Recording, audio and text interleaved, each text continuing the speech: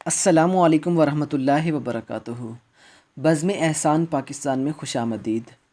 चूँकि आज दूसरा सबक है और पहले सबक में आप पढ़ चुके हैं कि शायरी के आदाब, शायरी कहाँ से शुरू होती है और शायरी के असूल और दाखिले कोरस वगैरह आप सब पढ़ चुके हैं और सुन चुके हैं। माशाल्लाह आज काफ़ी दोस्तों ने सबक जो है पढ़ा भी है और वीडियो की सूरत में देखा भी है और उम्मीद करता हूँ कि बाकी इंशाल्लाह किस्तवार भी जो वीडियो आती रहेंगी इंशाल्लाह बाकी दोस्त और इंशाल्लाह वो वीडियोस देखते रहेंगे।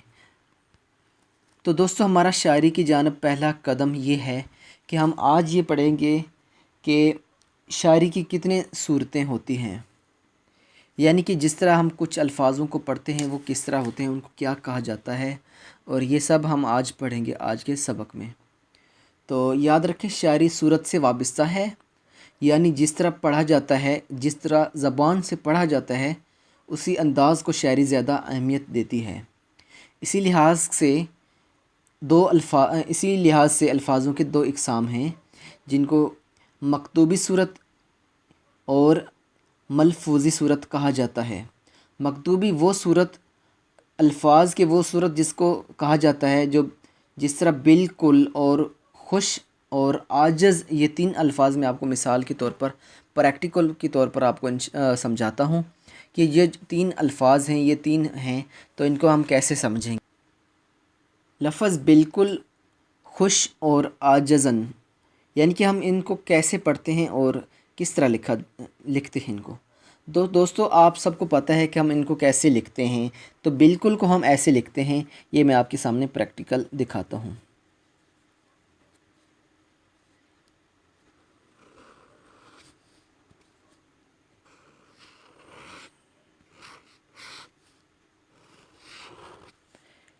ये हम बिल्कुल लिख रहे हैं, ये जिस तरह हम लिखते हैं बिल्कुल ऐसा है, लेकिन इसको हम कैसे पढ़ते हैं ये भी देखें।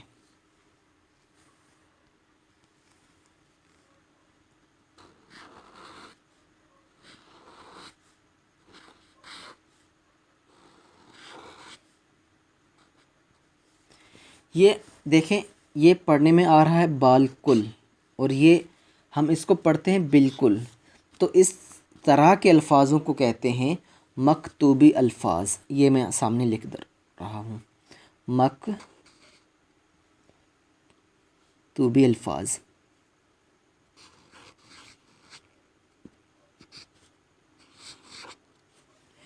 तो दूसरे नंबर पर मैं एक और मिसाल के से समझाता हूँ। तो ये पहला प्रैक्टिकल हो गया। अब दूसरे प्रैक्टिकल की जानब ये एक और लफ्ज़ है खुश। ये बज़ाहिर हम खुश पढ़ते हैं और ये लिखने में ऐसे आता है। तो हम इस क्या पढ़ते हैं, इसको हम पढ़ते हैं खुश ऐसे।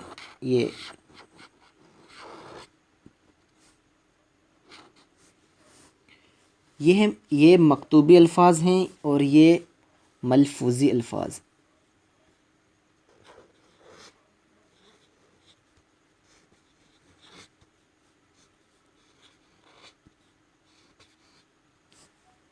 तो इनकी आपने पहचान करनी है।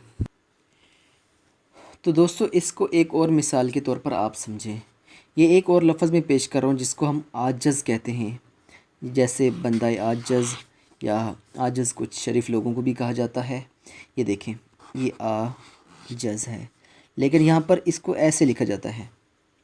तो ये आजज़न लिखने में तो आजज़न आता है, मगर ये लिखा होता है आजज़।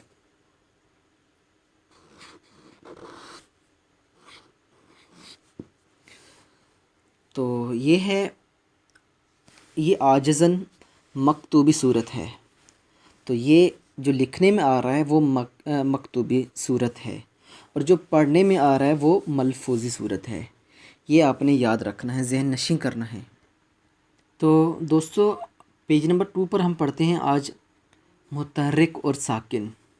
देखिए, मुतहर्रिक किसे कहते हैं और साकिन किसे कहते हैं। जिस लफ्ज़ पर ज़ेर ज़ब्बर और पेश आए उसे मुतहर्रिक कहते हैं।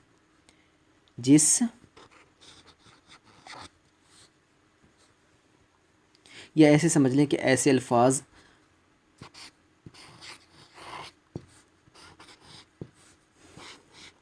जिन पर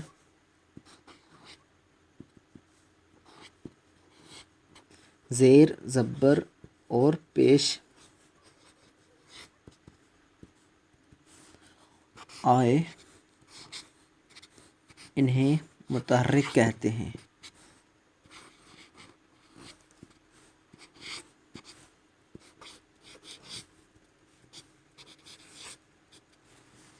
तो मुतहर्रिक की तारीफ़ आप सब ने देखी है। अभी मैं मुतहर्रिक और इसके बाद साकिन की तारीफ़ भी बताता हूँ।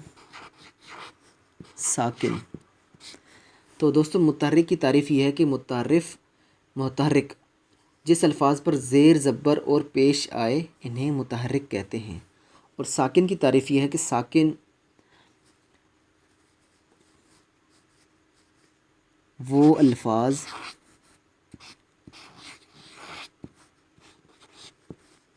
जिन पर ज़ेर ज़बर और पेश न आए इन्हें साकिन कहा जाता है।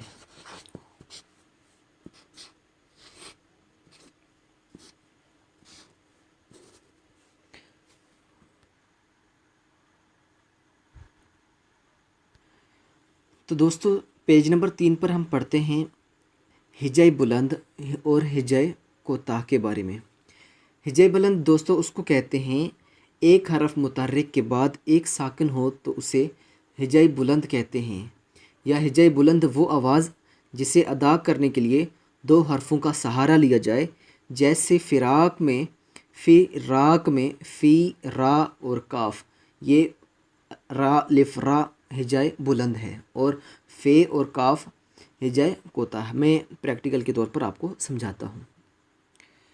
तो देखिए मैंने ये लफ्ज़ लिखा है फ़िराक और किताब। इसके हिजाए बुलंद और हिजाए कोताह तलाश करते हैं। ये इस तरफ मैं लकीर खींचता हूँ, एक तरफ हिजाए बुलंद और दूसरी तरफ हिजाए कोताह।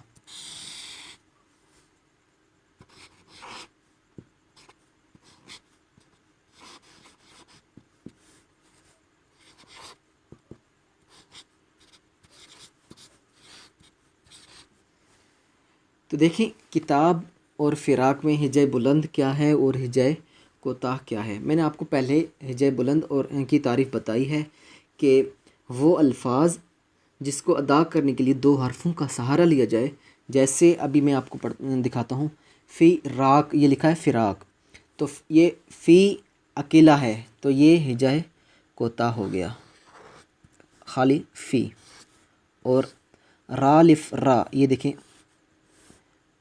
ये फ़ी हिजाए बुलंद हो गया, बाकी बच गया रे लिफ रा और ये रा, ये हो गया हिजाए बुलंद। और ये आखिरी काफ बच गया तो ये अकेला है, ये भी हिजाए कोताह है। तो देखें अभी मैं किताब से समझाता हूँ। किताब, किताब में लफ्ज़ क्या हैं, लफ्ज़ों पर गौर करना है। काफ तालिफ्ता और बे, किताब किताब। ये काफ पहला है, ये हिजाए कोताफ है।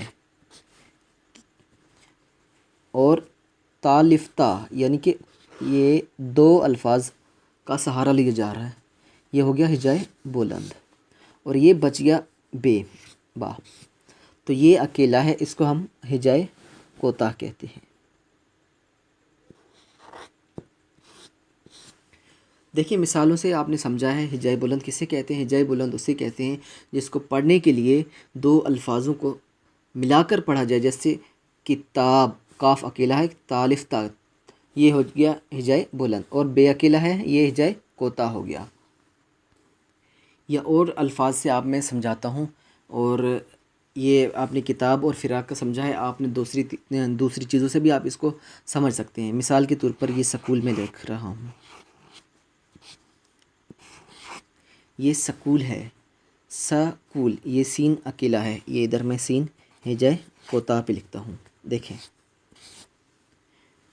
काफ और वाव मिलकर पढ़ने में आ रहे हैं, काफ सकू काफ वकू, यानी कि ये हिजाए बुलंद हो गया। और ये लाम अकेला है तो ये है जाए कोता हो गया।